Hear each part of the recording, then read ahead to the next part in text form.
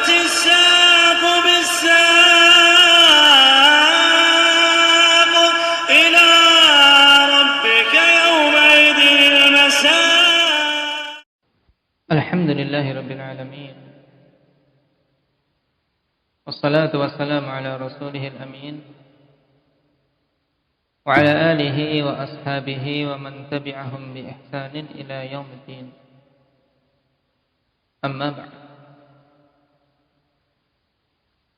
Ikhwani fillah rahimani wa rahimakumullah. Pada pembahasan yang lalu kita masih mempelajari tentang seputar azab kubur dan nikmat kubur. Yang telah kita ketahui bersama bahwasanya setiap orang ketika dia telah mati kemudian dikubur, maka dia akan ditanya tentang apa saja indaka maulana, siapa Rabbmu, siapa nabimu, apa agamamu. Dan orang-orang yang beriman, Allah Subhanahu wa ta'ala akan berikan kekokohan sehingga bisa menjawab hal tersebut dengan benar. Namun mereka-mereka yang tidak beriman, tidak pura beramal saleh, maka akan tidak mampu untuk menjawab pertanyaan-pertanyaan itu, sehingga dipukul oleh malaikat dengan palu dari besi sehingga berteriak dengan teriakan yang didengar oleh semua makhluk di sekitarnya kecuali jin dan manusia. Kemudian dia akan mendapatkan azab di kuburnya. Dan ini tentunya ikhwani fillah merupakan perkara yang senantiasa kita khawatirkan. Oleh karena itulah Rasulullah sallallahu alaihi wasallam memerintahkan kepada kita untuk minta perlindungan kepada Allah dari azab kubur.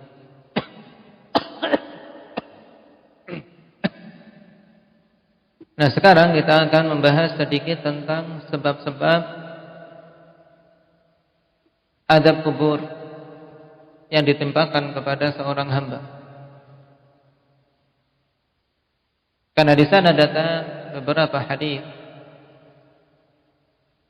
di mana Rasulullah sallallahu alaihi wasallam tegaskan bahwasanya perkara-perkara tersebut merupakan sebab seorang terazab di kuburnya. Dan secara umum perlu kita ketahui bahwasanya keseluruhan maksiat mulai dari maksiat yang paling besar, yaitu apa? Iqbal, syirik, menyekutukan Allah Subhanahu wa ta'ala. Kemudian kemaksiatan-kemaksiatan yang di bawahnya, bahkan sampai pada perkara sekedar tidak cebok ketika buang air kecil, itu merupakan sebab azab kubur. Kecuali ketika Allah Subhanahu wa ta'ala ampuni si hamba tadi pada dosa-dosa yang di bawah kesyirikan.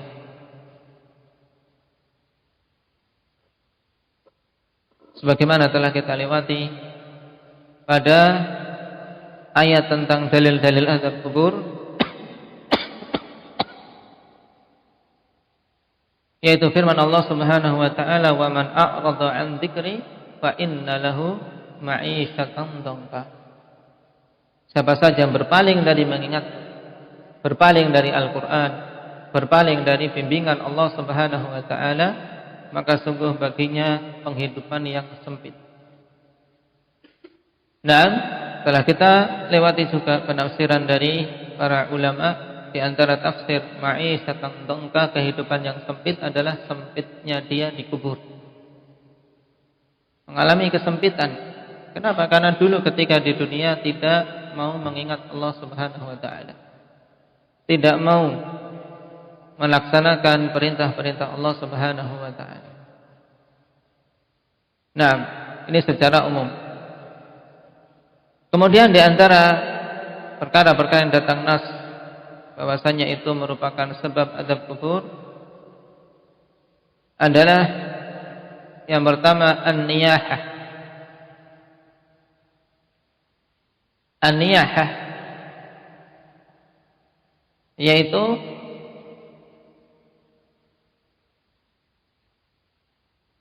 tangisan atau disebut-sebutnya kemuliaan seorang mayit oleh anggota keluarganya.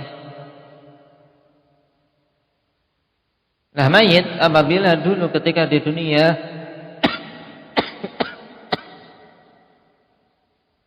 dia berwasiat kepada orang-orang yang dia tinggal, nanti kalau aku mati hendaknya ada orang yang menyebut-nyebut kebaikanku atau memberitahu manusia tentang kebaikan-kebaikanku, atau menangis seolah-olah semuanya begitu bersedih dan kehilangan atas kematianku.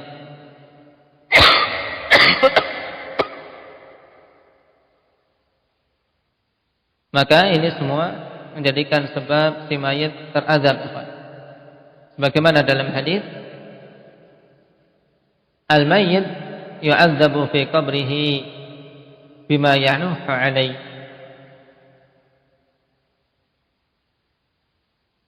Itu mayit akan diazab di kuburnya dengan sebab niyahah yang dilakukan atasnya. Nah,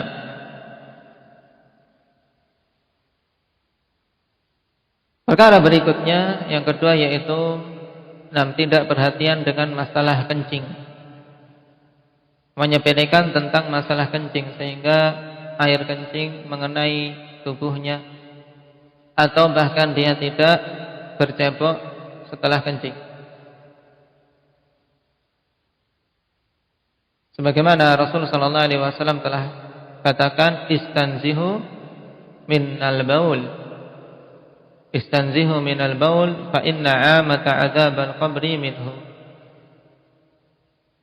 fa inna amata adzabil qabri minhu. Bersihkanlah diri kalian dari air kencing, karena sesungguhnya mayoritas azab kubur itu berasal darinya. Ini menunjukkan bahwasanya banyak manusia yang tidak perhatian tentang masalah kencing. Kencing sembarangan, setelah itu tidak bercebok dengan baik. Tidak membersihkan najis yang ada di saluran kencingnya. Dan Rasulullah SAW juga telah mengkabarkan fakta di mana seseorang diazab di kuburnya dikarenakan masalah ini, juga dikarenakan masalah yang lain, yaitu karena suka mengadu domba manusia, atau dengan istilah lain namimah. Suka mengadu domba. Dalam bahasa Jawanya orang yang suka tumbak cucuan. Tayyib suka kesana ngomong ini, kemudian disampaikan kepada yang lain. Dalam hadits Abdullah bin Abbas radhiyallahu anhuma, Rasulullah sallallahu alaihi wasallam suatu ketika melewati suatu kebun di kebun-kebun Madinah atau di Mekah. Ada keraguan dari perawi. Kemudian beliau mendengar suara dua manusia yang terazab di kuburnya. Maka Nabi sallallahu alaihi wasallam mengatakan, innahuma la yu'adzaban wa ma yu'adzabani fi kabir. Sungguhnya keduanya ini sungguh sekarang dalam kondisi diazab, dan dia tidaklah diazab pada suatu perkara yang besar, tapi perkara yang diremehkan. Kana ahaduhuma la yastatiru min baulih wa kana al-akhar yamshi bin namimah. Adapun salah seorang dari keduanya dulu ketika di dunia tidak yastatir, tidak mau melindungi dirinya, mencari tempat yang terlindung ketika mau kencing, tapi sembarangan kencing di pinggir jalan, tidak perhatian ada orang yang melihatnya. Juga dalam riwayat yang lain, la yastanzihu, tidak bercebok dari kencingnya. Dan yang lainnya, yang kedua yaitu dia dulu ketika di dunia yamshi bin namimah, suka melakukan namimah, mengadu domba manusia, membuat perpecahan di kalangan manusia. Kemudian Nabi SAW meminta untuk didatangkan pelepah korma dan beliau belah jadi dua dan ditancapkan ke kedua kubur tersebut dan mengatakan la'allahu an yukhaffafa anhuma ma lam yaibasa. Semoga adabnya diringankan selama pelepah ini selama pelepah ini belum kering. Dan ini kekhususan Nabi sallallahu alaihi wasallam. Karena Nabi sallallahu alaihi wasallam tidak melakukan hal tersebut kecuali karena Allah Subhanahu wa taala berikan wahyu kepadanya dan diberitahu tentang keadaan dua orang yang dikubur tadi. Adapun kemudian kita meniru perbuatan Nabi sallallahu alaihi wasallam, setiap datang ke kuburan ditancapi taib dedaunan atau ditaburkan bunga padanya, maka ini tidak memberikan kemanfaatan. Kenapa? Karena menajamkan pelepah kurma tadi dengan harapan azab dari orang yang dikubur ini ringan, ini kekhususan Nabi sallallahu alaihi wasallam. Buktinya para sahabat tidak meniru. Para sahabat tidak meniru perbuatan tersebut. Mereka paham ini kekhususan Nabi. Mereka pun tidak kemudian menaburkan bunga-bungaan dengan harapan agar diringankan azab. Oleh karena itulah perbuatan manusia di masa-masa kini dengan menaburkan bunga dan seterusnya itu adalah perbuatan sekedar ikut-ikutan, mengekor gaya-gaya orang-orang dari kalangan musuh-musuh Islam. Baik. Kemudian sebab yang lainnya yaitu az-zina. Dan ini jelas merupakan sebab seorang diadab di kuburnya, akhwani fillah, sebelum diadab di akhirat. Sebagaimana dalam hadis Abi Umamah Al-Bahili radhiyallahu anhu yang diriwayatkan oleh Imam Hakim dengan sanad yang sahih, di mana Nabi sallallahu alaihi wasallam ketika tidur beliau didatangi oleh malaikat, kemudian pergi bersamanya. Yarhamukallah. Dan di antara perkara yang dilihat oleh Nabi sallallahu alaihi wasallam adalah tsumman talaqa bi fa idza biqaumin ashadd syai'in intifakhan wa antanahu rihan wa aswa'ahu manzaran. Faqultu man haula? Qala haula'iz zunah waz zawani. Kemudian aku dibawa oleh dua malaikat itu. Maka tibalah pada suatu kaum yang mereka menggembung dengan sangat besar dan bau yang sangat busuk dan penampakan yang sangat buruk. Sudah bau, buruk, gembung. Maka aku katakan, siapa mereka itu? Maka dua malaikat itu mengatakan, mereka itu adalah pezina laki-laki dan pezina perempuan. Dan ini berhubungan dengan orang-orang yang diadab di kuburnya, menunjukkan bahwasannya zina termasuk sebab di antara sebab terbesar seorang diadab di kubur.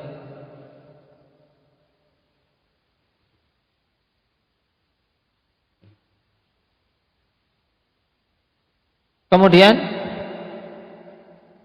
perkara berikutnya yaitu adamul amal bil ilm, tidak beramal dengan ilmu, sebagaimana disebutkan dalam hadis Anas bin Malik yang diriwayatkan oleh Abu Ya'la dengan sanad yang sahih, disahihkan oleh Syekh Muqbil Al-Wadi'i rahimahullah. Rasulullah sallallahu alaihi wasallam mengatakan, "Ataitu 'ala as-sama'i dunya lailata usriya bi." Fara'aitu fiha rijalan taqatta'a alsinatuhum wa shifahuhum bimaqarid, atau taqta'u alsinatahum wa shifahahum bimaqarid min nar. Faqultu ya Jibril, ma haula? Qala haula'i khutaba'u min ummatik. Aku datang ke langit dunia pada malam Isra. Aku melihat padanya para lelaki yang mereka memotong-motong lidah mereka dan bibir mereka.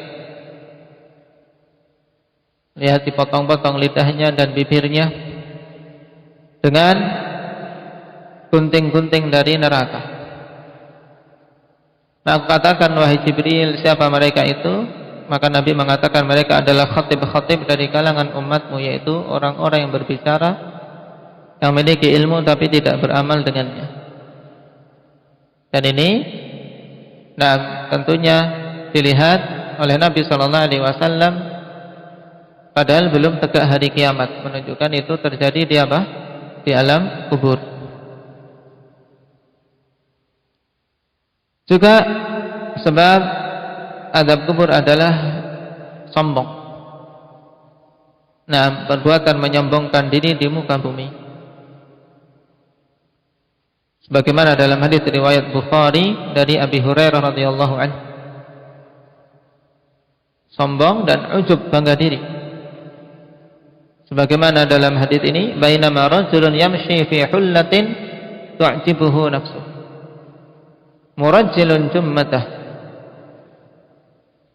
idh khasafa Allah bihi fa huwa yatajaljalu ila yaumil qiyamah.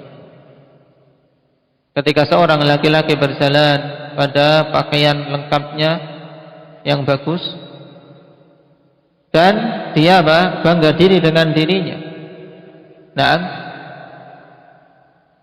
kemudian bangga dengan penampilannya, rambutnya tertata rapi, maka tiba-tiba Allah Subhanahu wa ta'ala tenggelamkan dia di perut bumi, dan terus menerus dia terombang-ambingkan di dalam perut bumi tersebut sampai hari kiamat.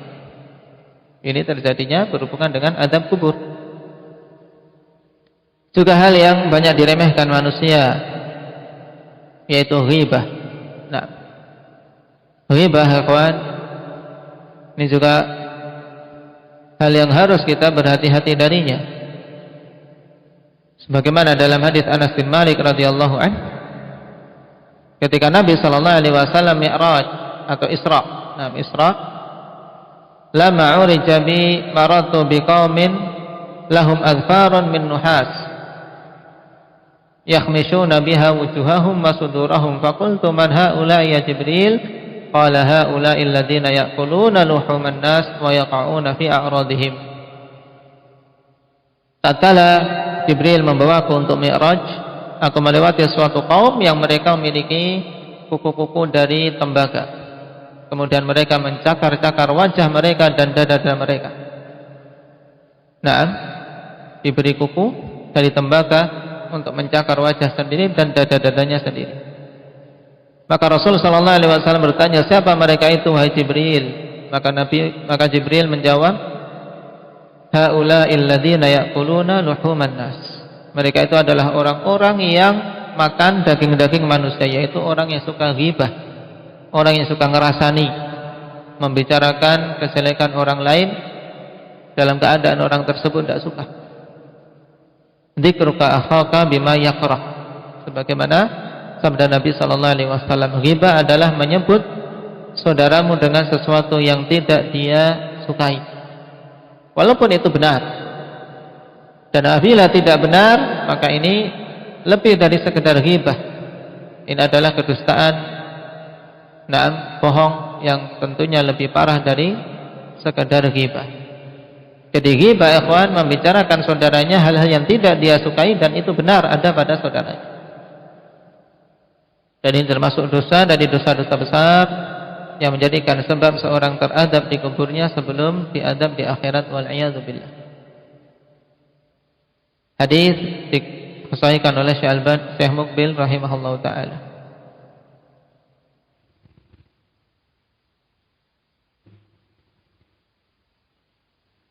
Ini sebab di antara sebab-sebab seorang teradab di kuburnya. Adapun sebab seorang bisa selamat dari adab kubur dan mendapatkan nikmat kubur, secara umum apa yang disebutkan dalam ayat yutsabbitullahu alladhina amanu bil qawli tsabiti fil hayatid dunya fil akhirah. Keimanan ya Pak. Karena dengan keimanan dia akan kokoh menjawab pertanyaan malaikat. Dan dengan iman dia akan meninggalkan dosa-dosa dan condong kepada amalan saleh. Secara umum amalan saleh merupakan sebab selamat dari azab kubur dan sebab seorang mendapatkan nikmat kubur. Bahkan pada perkara yang dianggap remeh seperti menyingkirkan gangguan di jalan, ya. Sekedar menyingkirkan gangguan di jalan.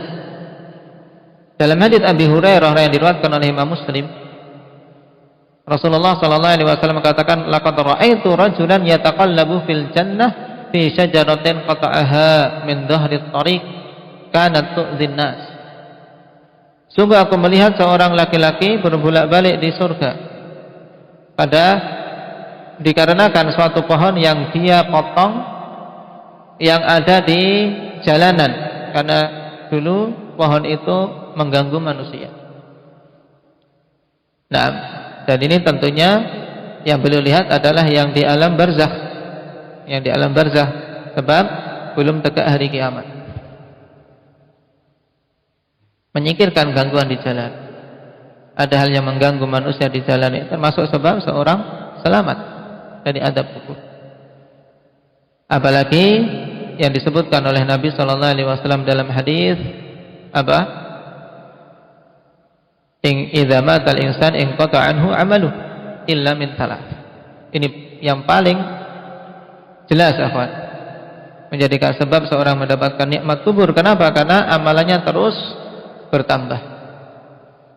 Apabila manusia telah mati, terputus amalannya kecuali dari 3 jenis, yaitu sedekah jariyah, sedekah yang terus mengalir pahalanya, aw ilmin yuntafa'u bih, atau ilmu yang bermanfaat, awaladin saleh yad'ulah, atau anak saleh yang mendoakannya.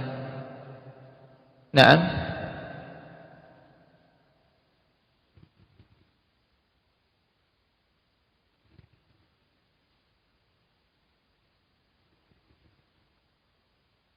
dari sana ada golongan-golongan yang datang kabar gembira dia selamat dari azab kubur.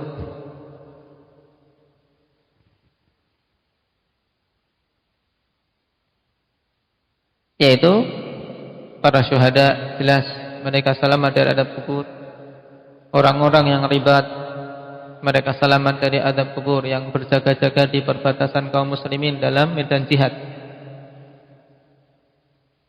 Secara umum yang selamat dari fitnah kubur, mereka selamat dari adab kubur. Juga datang dalil yang lain, ikhwan, diriwayatkan oleh Imam Nasa'i dengan sanad yang sahih dari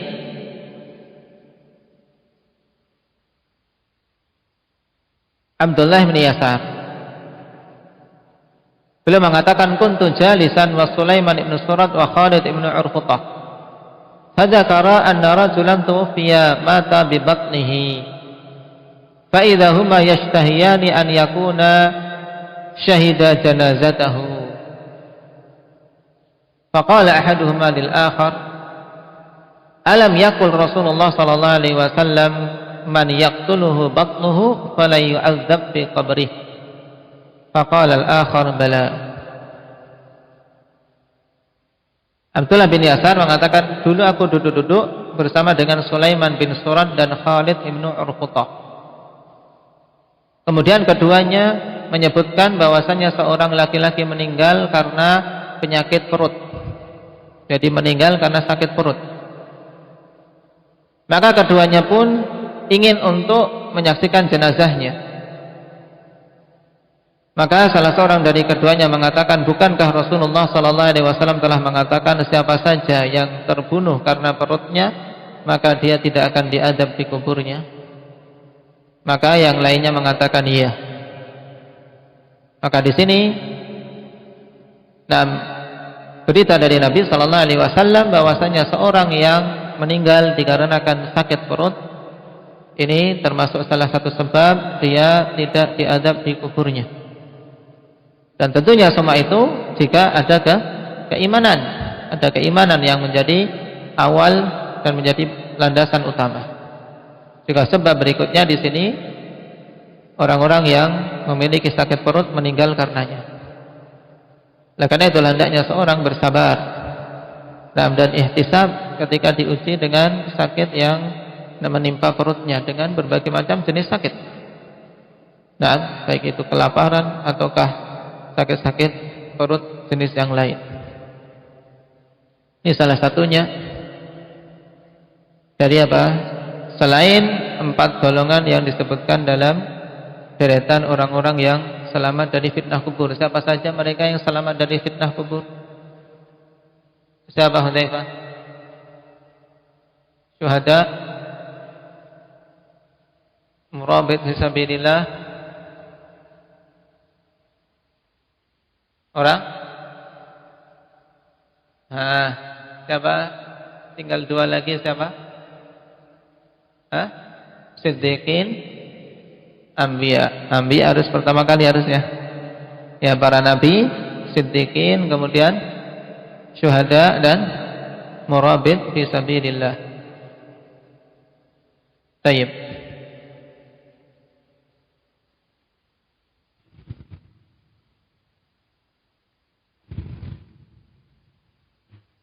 Barakallahu fikum. Ini beberapa pembahasan tambahan berhubungan dengan adab kubur.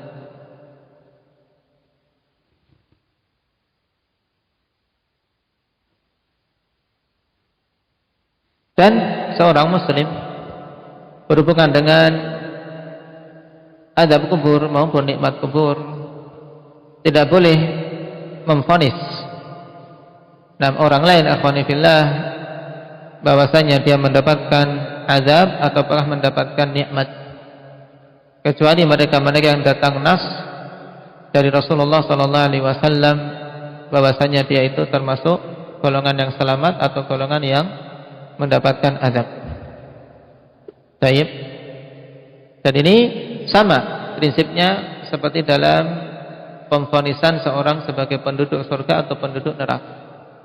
Kita mengetahui dalil-dalil ini, yaitu mereka sifat yang memiliki sebab-sebab terazab, mereka yang memiliki sebab-sebab untuk mendapatkan nikmat itu untuk kita ketahui bahwasanya itu sebab, kemudian kita usahakan, bukan untuk kemudian kita terapkan pada orang-orang secara individu bahwasanya oh berarti si fulan itu diazab, si fulan itu berarti mendapatkan nikmat.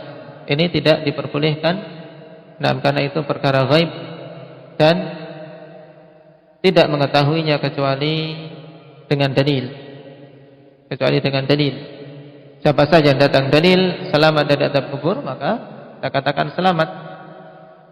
Tapi kalau tidak ada dalil, ya kita tidak boleh kemudian memvonis demikian. Di antara hal yang menunjukkan hal ini yaitu hadis dari Zaid bin Thabit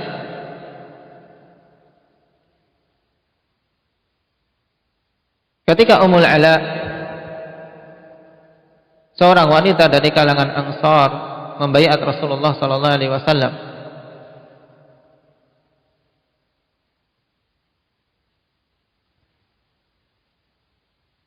Dan mengkhabarkan bahwasanya orang-orang Muhajirin membuat suatu undian. Nah, kemudian undian jatuh pada Utsman bin Mas'ud. Maka undian jatuh pada mereka yaitu Utsman bin Mas'ud. Ini orang-orang Muhajirin diuji mau tinggal di tempat siapa.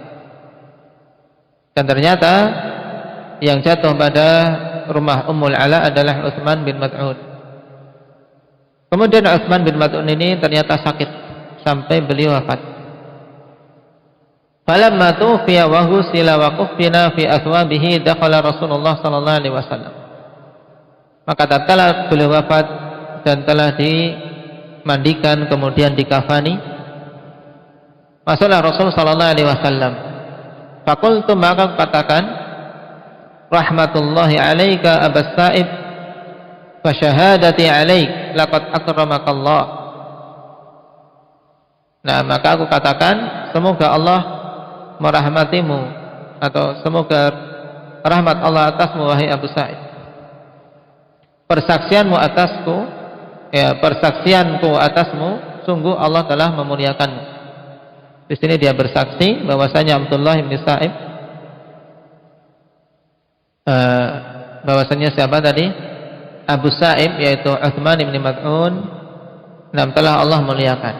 Maka Nabi tegur, wa ma yudrika anna Allah akramah, dari mana engkau tahu bahwasanya Allah memuliakannya? Taib. Faqultu bi abi anta ya Rasulullah, faman yukrimuhullah? Faqala amma huwa faqad ja'ahu al-yaqin, wallahi inni la arju lahu al-khair, wallahi ma adri wa ana Rasulullah sallallahu alaihi wasallam ma yuf'alu bi. Ini bimbingan Nabi sallallahu alaihi wasallam. Sungguh, dia telah didatangi oleh kematian, dan demi Allah sungguh aku berharap baginya kebaikan. Demi Allah aku sendiri saja tidak tahu, padahal aku adalah utusan Allah tentang apa yang akan diperlakukan terhadap diriku kelak. Ini merupakan bimbingan Nabi sallallahu alaihi wasallam. Kita semua tidak tahu bagaimana diri kita, bagaimana kita menyaksikan orang lain, mempersaksikan fulan mendapatkan azab atau fulan mendapatkan rahmah. Tapi kita hanya berharap. Makanya qalat, wanita itu pun mengatakan, fa wallah la uzakki ahadan ba'dahu abada. Demi Allah aku tidak mentazkiyah seorang pun setelahnya selama-lamanya. Berarti kita hanya berharap saja, ya kawan. Dalam masalah ini banyak-banyak berharap. Doakan semoga dia mendapatkan rahmat. Bagi orang-orang yang meninggal, semoga mendapatkan rahmat, semoga mendapatkan ampunan, semoga selamat dari azab dan seterusnya. Nah, barakallahu fiikum. Nasallallahu azza wa jalla at-taufiq was sadad, walhamdulillahi rabbil alamin.